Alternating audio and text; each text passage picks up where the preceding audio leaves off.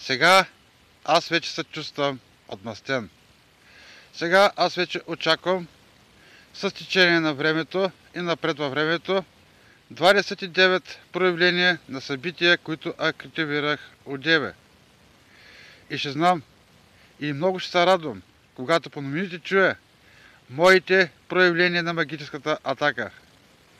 Заявявам, че от този момент всеки ден, по всеки възможен начин ще ставам по-жесток и по-жесток до реализация на моите желания.